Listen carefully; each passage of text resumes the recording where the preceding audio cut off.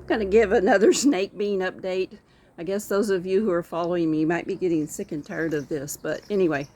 So this is my vine, and as you'll see, there's some, let me get my hand up here. These are about halfway ready, and then they'll be harvested. We've eaten 3 so far, gotten 4 meals off of 3 of them. And there's some little ones in there. See, there's several more. Anyway, the vine goes all the way across over here. I actually started a total of 6 sprouted, but as it turned out, only 3 of them succeeded. And of the 3, 1 died early on. And so this is actually just 2 rooted vines. And it's completely covered this entire trellis. And now I want to show you what's on this other side. I decided to let this one go to seed because it's too big to eat, and we just keep waiting to see how big it will get. All right, so let's see. There's the top of it, which is about almost to the top of the fence, and there's the bottom.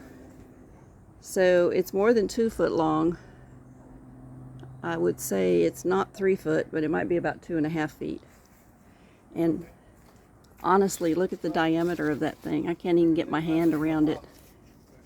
I want to be careful not to pick it accidentally. See, I can't even get my whole hand around it at all. Maybe about halfway. So we're going to let that one go until it's hard and dry and harvest it for seeds. That'll be next year's crop. Anyway, it's so exciting. We're really enjoying these. They have the best flavor. And it's a pretty vine.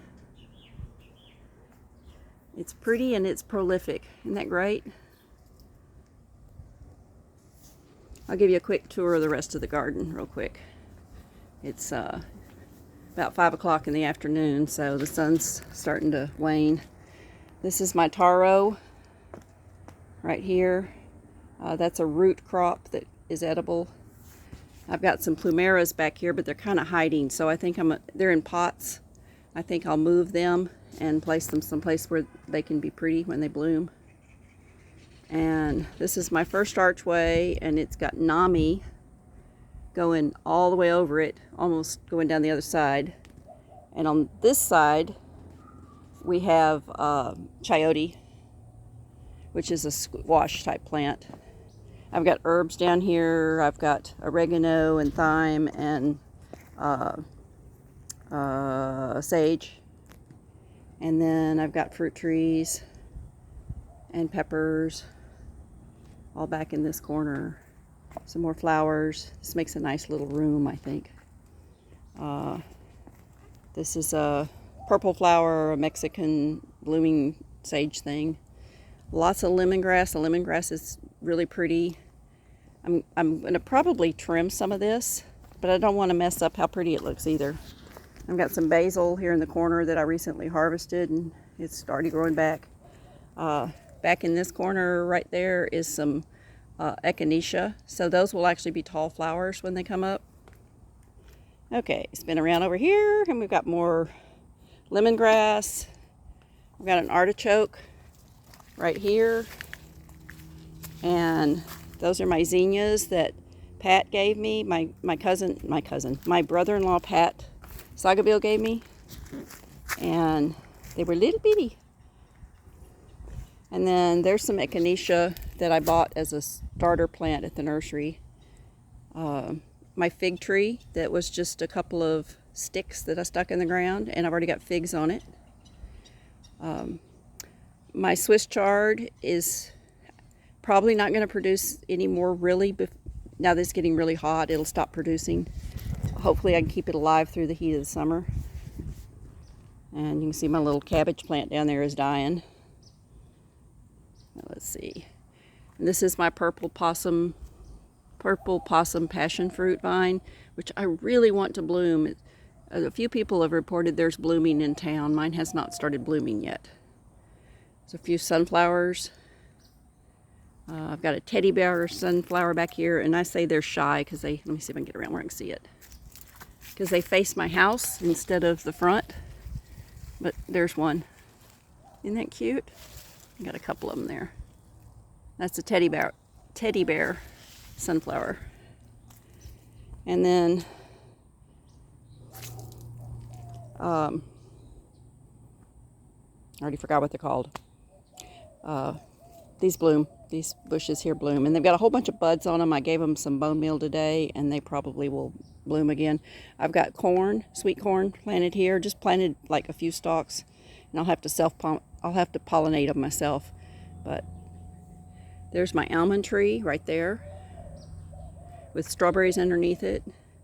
This tomato bush has just gone wild, and I'd say most of my tomatoes have come off of that, and I've canned 10 pints of sauce off of it. And just got more flowers for pollinators. All of this green in here is sweet potato, and so it makes a good ground cover, but it's also good to dig up sweet potatoes later on. More Swiss chard. Like I said, that won't be putting out a whole lot more because of the heat. And then I've got some I'm blanking on what they're called, but they're growing all over town, those flowers that come up, and most people don't know it, but they're edible. The root is edible. There's my moringa tree. It was started from a seed in the spring, so it's grown really fast. And more sweet potato vines with more zinnias growing through it. And my peach tree in the middle. My okra's getting really tall. Anyway. Oh, let me go around over this way real quick and show y'all. There's my banana tree. This corner doesn't do as well. For some reason, I'm trying to figure out what nutrients the ground might be missing.